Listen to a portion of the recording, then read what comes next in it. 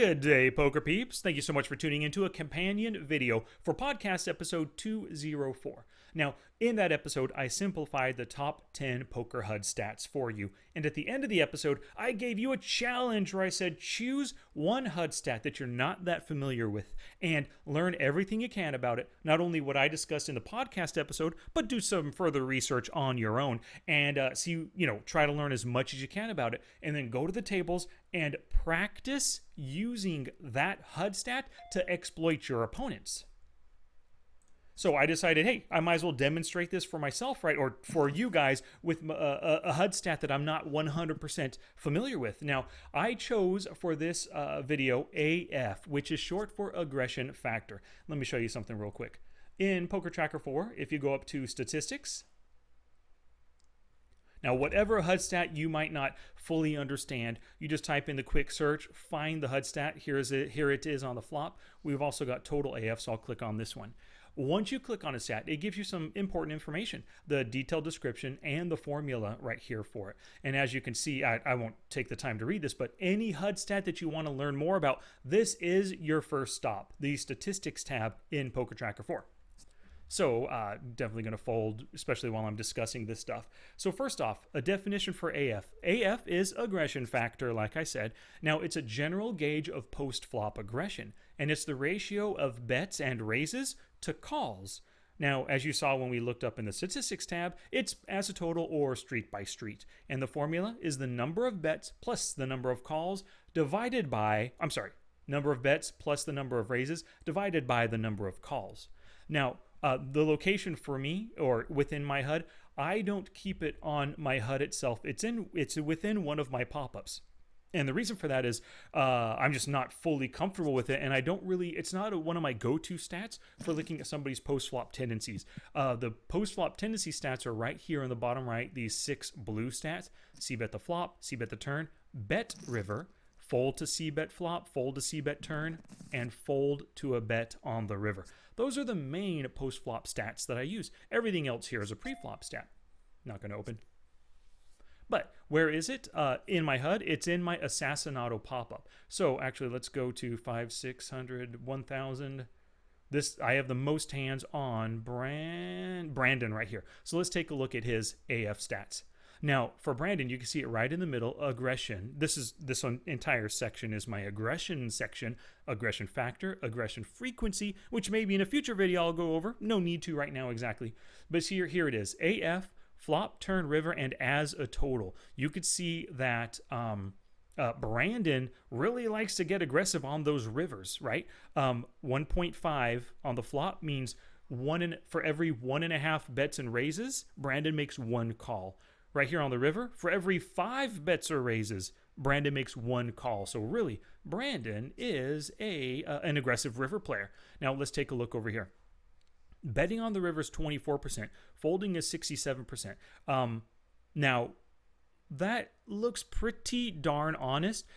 Total honesty for a river bet is maybe like this player at 12%, even 10% right here. 644 hands, this player only bets with top pair or greater hands. At 24%, it looks like a small percentage, but really this player likes to bluff. Look at this one, river bet at 42, river fold at 40. Not so river honest Dory right here. They like to, they treat the river like a bluffing opportunity. So as we saw, and then we'll dive into these as we play after I do a little explanation here. So AF 1.4, 1.3, 5, it jumps up on the river, but as a total, it's 1.6. Now, you might say, wow, that's really, really weird. It's probably a really big number, 5.1. Let's take a look. 5.1, I have 1,100 hands on the player. So they get a lot more chances to bet on the flop and the turn. So those numbers, these ratios are a bigger factor, are a bigger weight within the total, right? And which just makes sense. People see more flops. They have more opportunities to bet, raise, or call on the flop. So these two numbers, or street by street, the numbers progressively have less impact on the total. So as a total, 1.6, which is kind of low. We'll go over these numbers real quick. So 1-4, 1-3, 5-1, 1-6. Let's take a look at this player who looks like they really like to bet rivers. What do we got here? Interesting. AF 2.5, so a lot more bets on the flop for Dory as opposed to Brandon. On the turn, a lot of bets. Now, River is actually looking kind of honest right here. Now, remember, this is it's a ratio of bets and raises to calls. So this doesn't mean that Dory with a lower, with a lower River AF, that doesn't mean they are less aggressive than Brandon, right? Because it's a ratio of bets and raises to calls. If Brandon hardly ever calls on the river, but does a lot of bets and raises instead, well, then their river factor is going to be, or the river aggression factor is going to be even bigger. Let's play this hand right here. Let's see what happens. Let's see if we can't use AF. So 20 cents, right, or 20 cents. Pre-flop AF is 6.2. This player really does like to bet a lot. It is a scary board. Let's see if we can't use this opportunity to throw out a little bluff raise. Oh, we get called. Nice. And then look at that. An obvious fold. So we saw from what the Poker Nights stats, AF very aggressive on the flop. So we kind of figured that flop bet was a bluff. The bummer thing is, ooh, I still got my flush 10 high. I think this is a better check-in than a call. I don't really want to bet fold right here. So I'm going to check and then call any kind of bet. Oh, good. We took it down. Oh, and a set of fours. We got lucky there. So as you can see, we utilized that AF right now. Hey, pat myself on the back. I utilized AF. I realized that, hey, he loves betting flops. This is probably a bluff. Made the raise. Didn't really work, but or it didn't work as a complete bluff, but I did have some equity, as you saw, backdoor straight draw and a flush draw at the time, which is nice. That worked out, utilizing AF. So in position right here, the Poker Minjabi, you can see C-bet is 70%, but C-bet on the turn is 27%. $1 right here. Now, they like to bet way more than they like to call. Oh, good, because as you can see, they fold a heck of a lot. So they're betting or raising or folding this player. So this is definitely a good player to be C-betting against, without a doubt. Not going to play the Queen 5. So while I'm simultaneously like looking at AF to exploit my opponent's post-flop decisions, I'm also doing my best to kind of focus on pre-flop game and avoiding those kind of pretty hands. Queen 5 suited, that's what a lot of my fishiest opponents, Dory, Brandon, Keeper, Georgia Wild, you can see it's the green color equals fish, most likely they love playing hands like this. Queen 5. They see the magic in every Queen 5. I can flop a flush. I can hit a flush draw. I can hit 2 pair with my Queen 5. I mean, they just see the magic in all these kinds of hands. It's the kind of hand that I'm happy that a lot of these weaker players open limp. Oh, look at this. So 321 hands. It's not a big sample, but let's take a look at their AF here. Holy cow. Flop turn river super low as a total. 0.7. Very, very low. As a total, they're doing more calls than bets and raises, which is pretty obvious by the super loose passive 22-0 stat. So we'll color code some green action here. Loving it. The more green players you have at the table, another one, the better.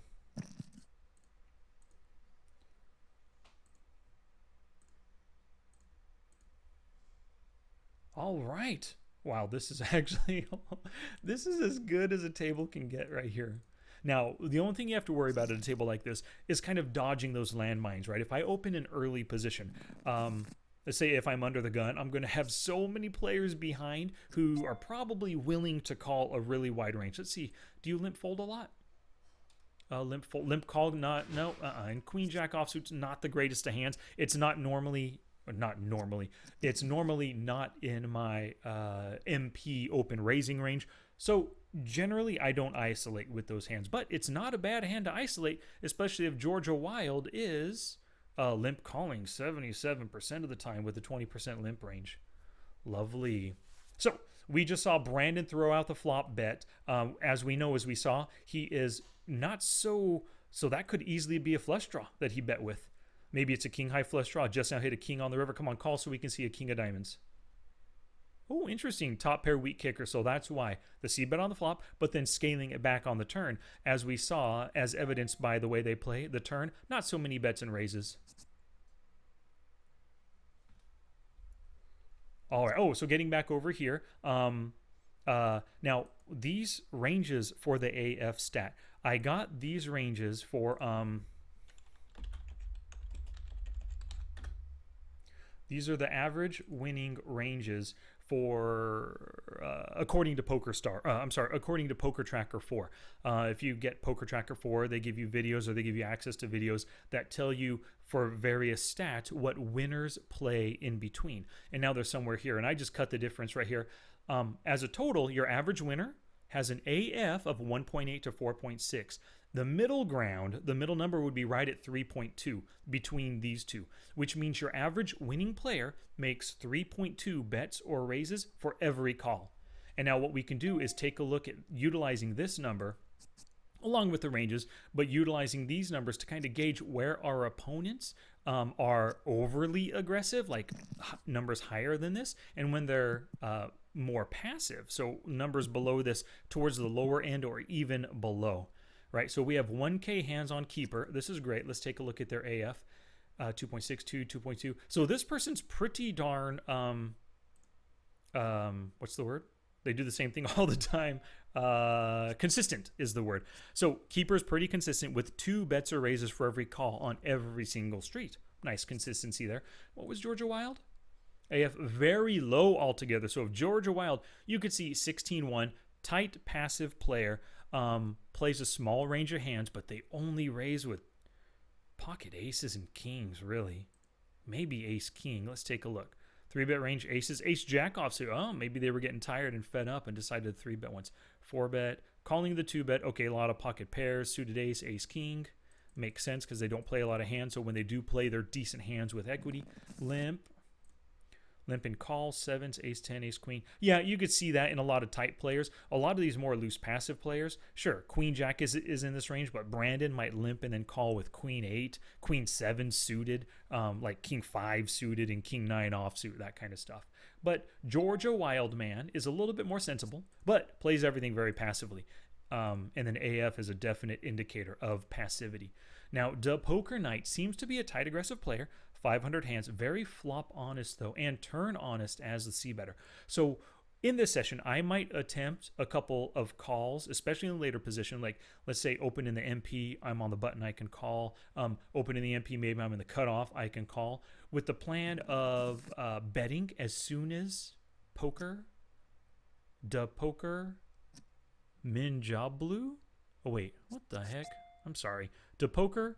Ninja Bluffer. To Poker Ninja Bluffer. Okay, so when, what do I call him?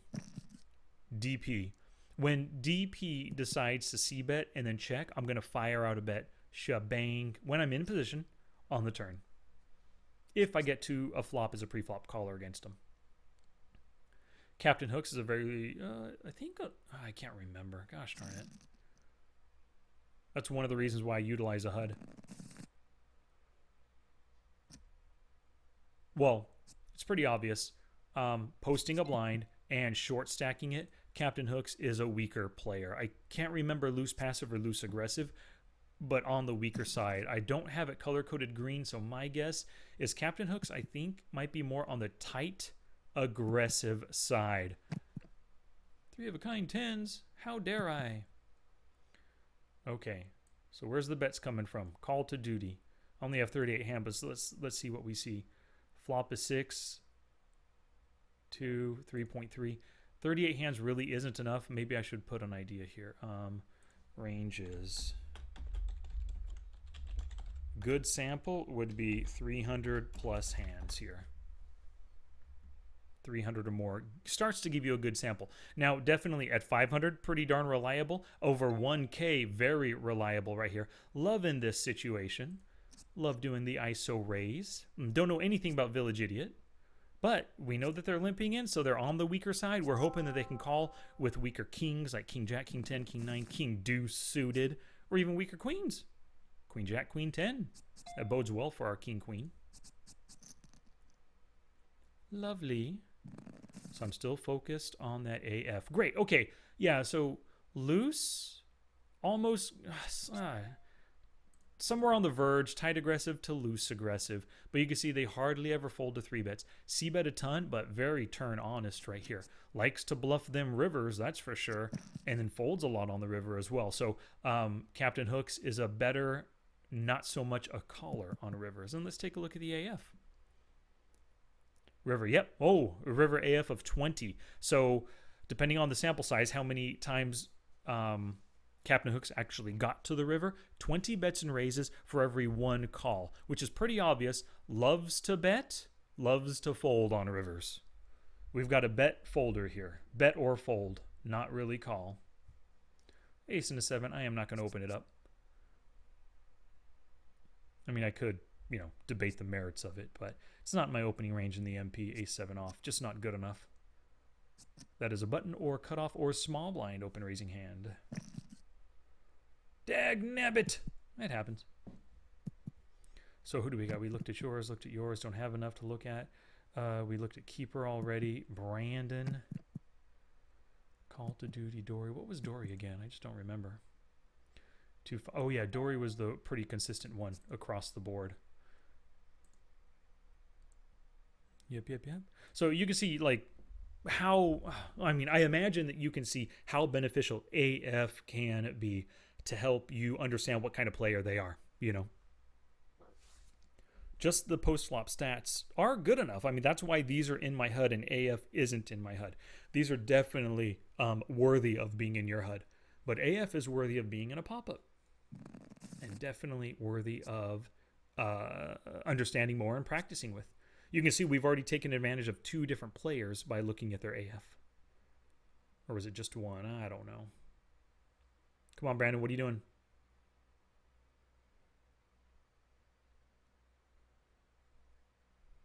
Ace-Jack suited is a calling hand versus an EP open for me, so should you choose to... Oh, you could do that too. I can definitely expect a call from Brandon, right? But I bet you Brandon... Now, why did you time down? Limp call 53. Oh, look at this. This simple, easy fold for me. ISO raising, full pot size ISO from somebody who never likes to open or raise pre-flop. This is aces or kings, maybe queens. We'll say queens are better for now. Dang it, we won't get to see. But guaranteed that's what it was. Easy fold for ace-jack suited. I don't need to call, and I don't need to 3-bet when I know that Georgia's not folding. Ace-Jack suited was behind their raising range. So the only goal would be, hey, to get them to fold. They're not folding, not worth playing. It's the kind of hand that all these green loose passive fish, they will play versus the super tight player raising, which that's why they lose money. It's only been 13 hands, but I am going to classify this player as loose passive green. I can always, once I set the color, it's not set in stone. It can always be changed.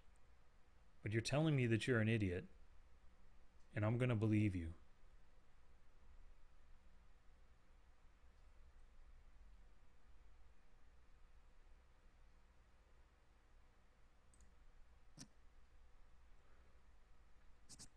Limpy Limpy loves to limp.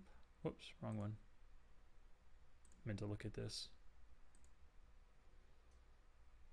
55%, which is 6 out of 11. Yeah, makes sense.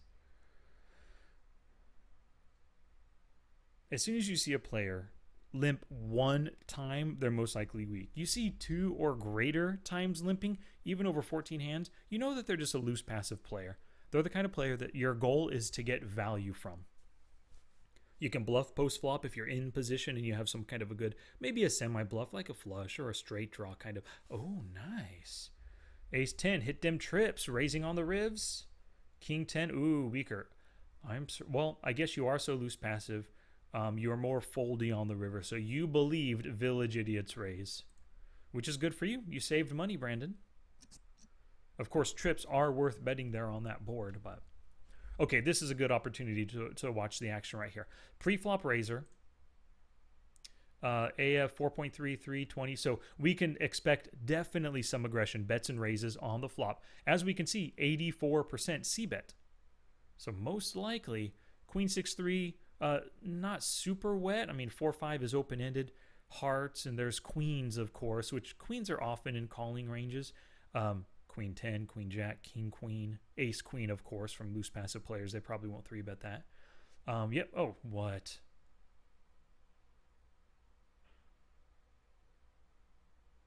Come on, Village Idiot. Don't disappoint. Good, you called. I want to see what this player has. And I want to see what you're limp calling with, too. Oh my gosh. Double barrel tiny bluff. Why'd you fold? You should have just called to see. Actually, you should have min raised, and then you would have seen a free showdown for just 60 cents. Guaranteed. No. Look at, he's tight aggressive. He wants to build pots when he has good hands. That was such a tiny turn bet. He was bluffing right there. Guaranteed. Oh, look at all these limpies. Love the limpies.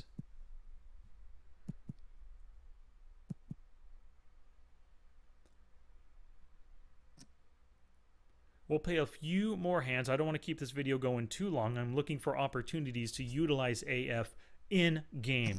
You know, I guess I could have always done a study session to show you AF, but I want to show you how I might be using it in game. Don't know anything about him. Super loose passive. Shove like that probably means a really good hand. At a minimum, a top pair ace. Potentially. After limping in on this board, ace 10, 2 pair, maybe even a 5. Limped in with a random 5, turned to trips. So, check call 40 cents. So check call a pot size bet. Yeah, it probably was an ace. Maybe river to 10 for a 2 pair. Ace 10 strikes again. No bets or anything right here. Brandon, what is going on with your AF? Yep, low flop and turn. Then you bet and took it down. Good. Scary board. Check to you twice. Of course, you're going to bet. Queen 8, just a bluff. Okay, 7-8, good raising hand. Let's see what happens here. Oh, man. What are you doing? Only 12% of the time? It's a tiny raise. I was thinking about 3-bet bluffing there. To 9 or 10 big. Oh, glad I didn't. Super loose passive player. He's folding, though. He's just taking it down. He's wasting. This is a really good opportunity to come in for a decent sized 3-bet to hopefully get value. But he's shoving right now with like probably 10s or better. And he's just wasting his pocket pair. Just wasting it. What a shame, Brandon.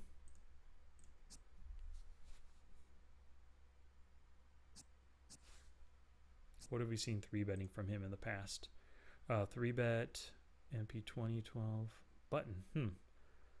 Wow, so you're an aggressive. You appear very loose passive, but you like to throw out the 3-bets. Let's see what we've seen. 3-bet blind versus seals, queens, ace 8 suited, king jack offsuit. Okay, so, choosing decent hands with, you know, of course for value, queens, blocking potential and getting called ace 8 suited is not a bad hand to see a flop with. And king jack, well, that blocks pocket kings, pocket jacks, ace king as well. Hands that might call the 3-bet. Now you 3-bet range, lots of pocket pairs, suited aces, king, queen. Ooh, suited king 6. Yeah, so I think Brandon makes some good 3-betting choices right there. Now, the bet sizing could definitely be called into question, shoving like that, either as a bluff or for value. Either way, I mean, you're paying too much for your bluff to work, and you aren't getting value out of your best hands with that kind of bet. So we'll just check. Hit absolutely nothing. Backdoor flush draw, backdoor straight draw.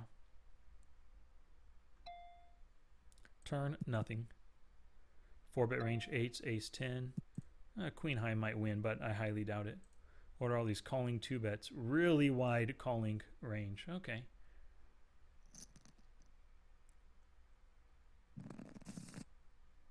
I would have had to triple barrel versus this loose passive player with a flush draw right there.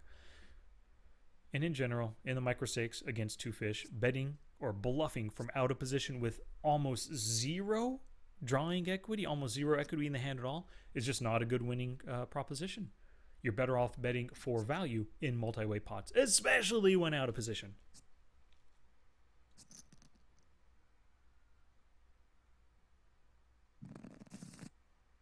Wow, I'm only playing a 9-9 right now. Kind of low.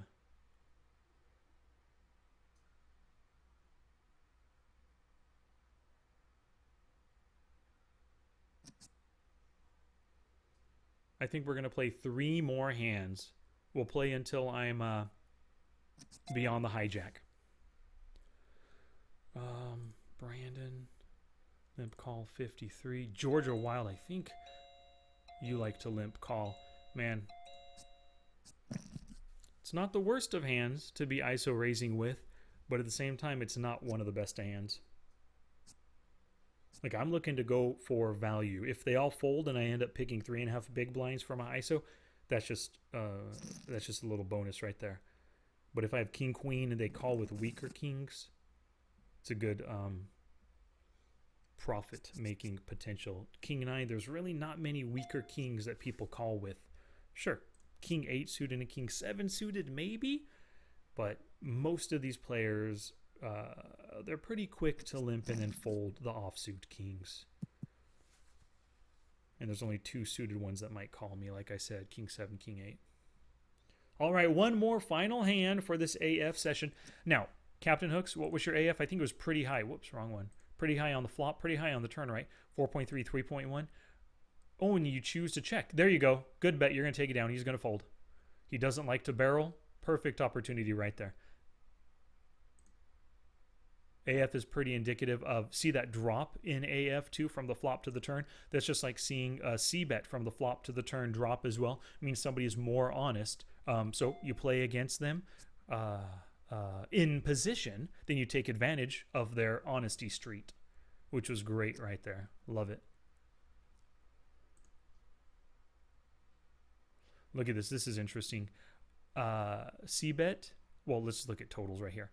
84 on the flop. Turn is 25, so totally turn honest. But if you're C-betting flop, turn, and river, you know, that means you had to C-bet on the prior streets. If you face a C-bet from Captain Hooks, they are really, what do you call it? Really confident in their hand. Captain Hooks is. So facing a river bet from Captain Hooks, river C-bet is a dangerous play without 2 pair or better probably. Wow, look at all these super loose passive callers. Wow, hit absolutely nothing. No draw, backdoor straight, 2 overs, not much of anything. And once again, like I said, when you're playing a multi-way pot versus loose passive players, it's just not a good opportunity to be bluffing. They have 3.5. Just don't have enough hands. 9-7, pair of 9s, ace 9, better ace, or better 9, I mean. Good on you. Look at that 9-7 losing it. Now we'll play to the big blind.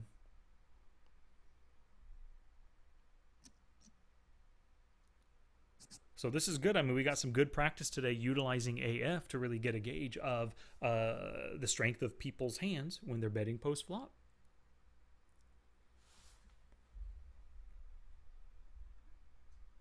So it's interesting. Just this player right here playing get it in on the flop, top pair, weak kicker. Brandon, of course, super loose passive, is definitely going to be calling with top pair, top kicker. Makes sense. Oh, and I don't think I ever said this, but it's pretty obvious. The lower the AF, the more passive the player. Anything below these ratio numbers, 1.8 down through 1.2 here, or anything below 1.2, just in general, very passive player. And who was it? It was this player right here that had AF below 1 across the board. So as soon as Georgia Wild, see, this is one of the great reasons why you want to use a HUD and to be paying attention to their stats. This tells me that any bet or raise by Georgia Wild post flop needs to be treated with respect. So if I'm not betting for value, like if I'm bluffing in face a raise, or if I have absolutely nothing in face a bet, I should be folding without a doubt. Because Georgia Wild only bets and raises with hands they like. Alrighty, y'all. Thank you so much for watching this video, and I appreciate you tuning into the podcast as well. And, you know, I'm probably going to be doing these a whole lot more, making more companion videos, kind of centered around the challenges I offer in the various MED Monday episodes and in the normal strategy podcast episodes. So thank you very much, and I will catch you on the flip side. Oh, and if you do decide to, you know, do this for yourself, do a whole session where you focus on one HUD stat the whole time, please let me know in the comments below how it works out for you. Alrighty, take care, y'all.